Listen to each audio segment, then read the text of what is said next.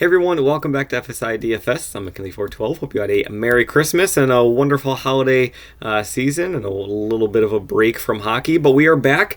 NHL is back after 3 days off, and we have 14 games. 28 teams, almost 650 skaters are going to be going tonight. We kind of have to figure out where we're going to go. But before we dive in, please hit that subscribe button. It really does help us out. We are trying to get to 5,000 by the end of the NHL season. So let's just kind of dive right in here. We got a lot of big favorites on the board. The Kings are the largest at minus 355 at home against San Jose, but then you also have teams like Vegas, Winnipeg, the Rangers, and New Jersey, all on home ice, all very heavy favorites as well. Oop, just kidding. Winnipeg on the road at Chicago, but still very heavy favorite. We also have two over-unders of 7 on the board. New Jersey at home against a very weak Columbus side, and then Toronto at home against Ottawa. Both of these teams have some firepower. Both these teams struggle defensively, so it's not shocking that this one is up to 7. Projected goalkeepers, again, these are just projected at this point in time. You can see their save percentages here as well. I would expect most of these to be correct, just given like there has been such a big layoff. No goalies worried about a back-to-back here at this point in time. You can see Talbot has had a very strong season. Samsonov, along with all of the Toronto goalies, are just really struggling this season. So it wouldn't shock me if Ottawa could be a very intriguing GPP play.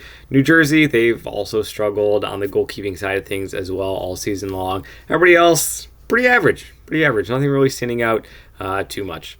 So let's head over to the line stacks here, and these are in no particular order at all. But so we'll just start at the top with the biggest favorite on the board, Los Angeles, minus 355. Their top line of Byfield, Kopitar, and Kempe. These guys, they all skate on the top line for Los Angeles. They have full correlation, so meaning they're going to be skating at power play on the same power play unit and at even strength together. They're the biggest favorite. They're affordable. Production from all three of these players, really, what else can you ask for at this point in time? It is a 14-game slate, so ownership is already going to be a little bit reduced and more spread out throughout the board. So this could be a nice play. Byfield, he doesn't have the greatest ceiling, but still, he's cheap at 4.5K. He's not going to burn you if he's only able to generate a couple of shots and maybe an assist or so. Another team who has top line, full correlation, at home, monster favorite, affordable, production from all three players. It's really just the exact same thing.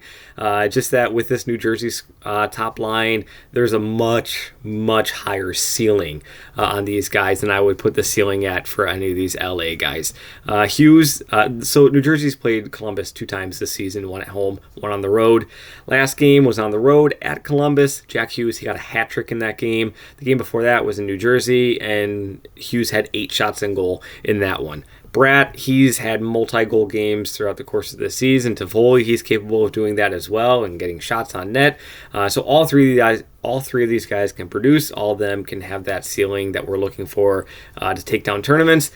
The only issue is that they're just going to be extremely popular because they're at home. They're a heavy favorite, highest over/under on the board, and they're a 7 o'clock game. Like there's always just a little bit more ownership in those earlier games.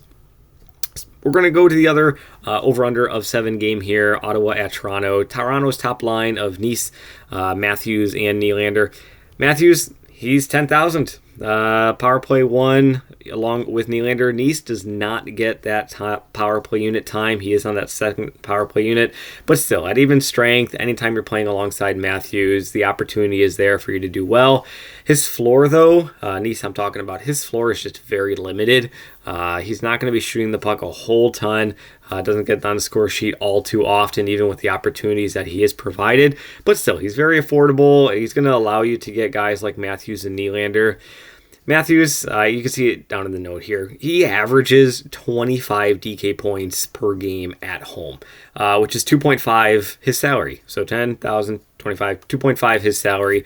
And that's really what you're looking for. Like if you can get all your skaters in your lineup to hit 2.5x, you're going to be doing very well. You're going to be cashing double ups like 100% of the time at that rate. So Matthews, while the salary does scare you, like on first glance, he's more than capable of getting this, and he's got a fantastic matchup going up against Ottawa here.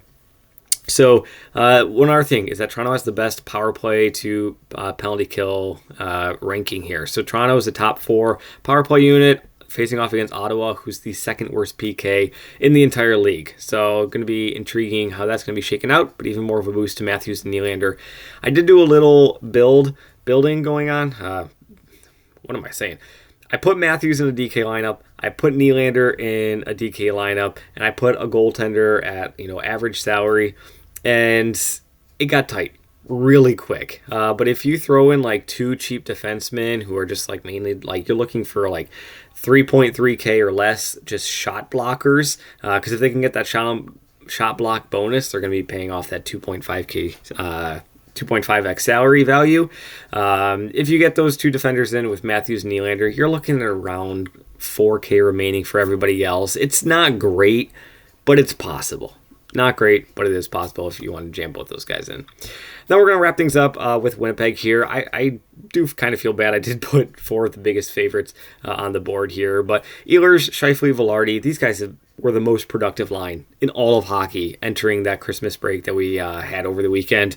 And their salaries really haven't changed all too much. Velarde has been absolutely on fire. His salary has risen the most. He's now at 5.6K. But again, copy and paste like what we've been talking about with these other big favorites up here. You have a top line who gets full power play correlation, who are all very affordable.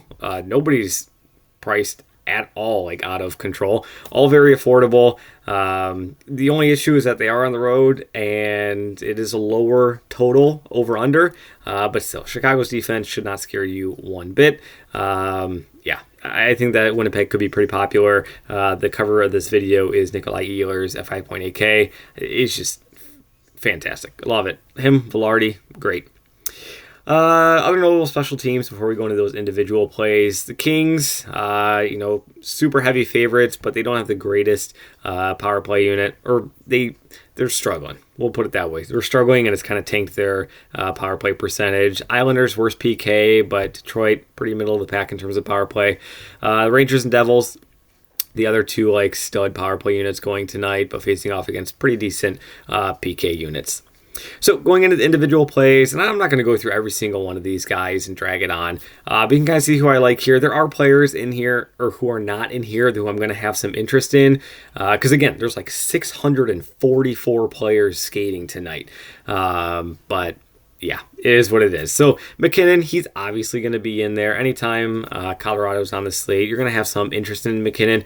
Now they're going on the road to Arizona, playing in Mullet Arena, and Arizona's been pretty solid in that arena. So I don't really love Colorado in this spot, but it could be a great, GPP pivot off of Matthews at 10K and all those other top guys like Jack Hughes at 9.5K. Everybody's going up there. Nobody's really going to be paying for McKinnon. So it could be a nice pivot.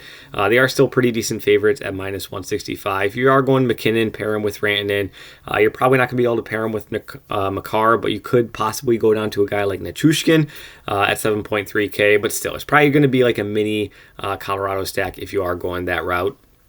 Eriksson Ek, Minnesota, I do want to talk about them as well. At home against Detroit. Detroit, they play, high event hockey. So they're going to be scoring a lot of goals, but they're also going to be allowing a lot of goals at the same time. Eriksson Ek has been shooting the puck on net quite a bit here. He's seen his salary rise because of it. But anytime Minnesota's at home, I just love Kaprizov, his line mate. They both skate on that top line there. I'm going to have a lot of interest in them. Check to make sure. I think Spurgeon might be back. If Spurgeon's going to be back, I don't have as much interest in Brock Faber here. But still, I do really like this top line of Minnesota with Eriksson Ek, Kaprizov, and then Matt Boldy here at 6.3K. All very affordable. And again, another stack that I think could go way under owned, but still is in a very good spot with full correlation to go with that. If you don't want to get away from the super heavy chalk of the big monstrous teams and you still want to go with Toronto, maybe instead of going Matthews and Nylander, maybe you go down to that second line and throw in guys like Tavares and Mitch Marner here. Tavares and Marner are skating together on that second even strength line, but they still get exposure to that top power play unit. You could pair Tavares and Marner with a defender like Riley. Then you get a nice trio who all skate together at even strength. They can all skate together on the same power play unit, and you're still fading Matthews and Nylander and still in a pretty good spot there. Nico Hischier, I still think he's just way too cheap at 5.1K. Dano, I like him for the LA. I'd like him a whole lot more if they were on the road. His home road splits are pretty crazy. But Dano at 4.4K, don't mind that. Rossi for Minnesota, 3.9. Pretty solid there as well. Tkachuk for Ottawa, I kind of mentioned already or hinted at already that I do like Ottawa in this matchup. It is an over-under of 7. Toronto's goaltending, and it's really their defense. Like, it has just been a disaster all season long. They just let up 9 goals. So Ottawa, like, you can go with any of those guys. You know, Tkachuk, Batherson, Stützle, Norris. Those are guys I would probably be targeting first if you were going with that Ottawa route. But I do really like them and what they're going to be capable of providing.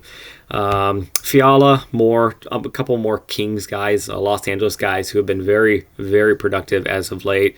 Pushinin, 4.3K. It's mainly he is a cheap guy who skates on the top power play unit and squaring off against a really, really bad, this is supposed to be Pitt, not Detroit, a really bad New York Islanders penalty kill unit. So possibility that he can get there.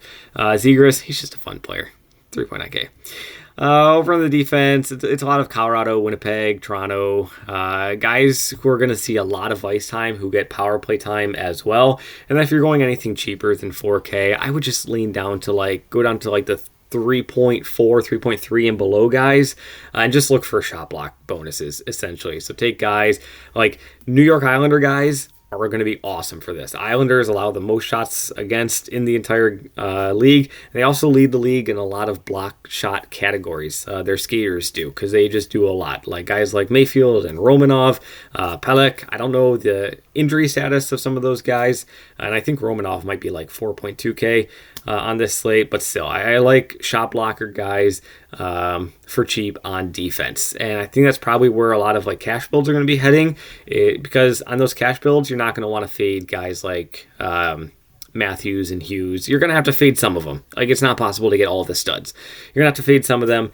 But so I think paying up for one of these guys at center, going kind of middle tier maybe at winger, and then cheap at defense is probably going to be the way to go for cash builds. So that's kind of where things shake out. Obviously, it's a 14-game slate. It's massive. I'm not going to be able to cover everything that is involved. But if you want to come join us, we'd love to have you. Use code POWERPLAY for a free day of access into the NFL or the NHL channel at our Discord. All the information is going to be at our website, FSi DFS, on how to join the Discord, how to get the subscription, coupon code, all that kind of stuff. So thanks for watching. Really do appreciate it. Good luck in your contest as always, and we will see you in the next one.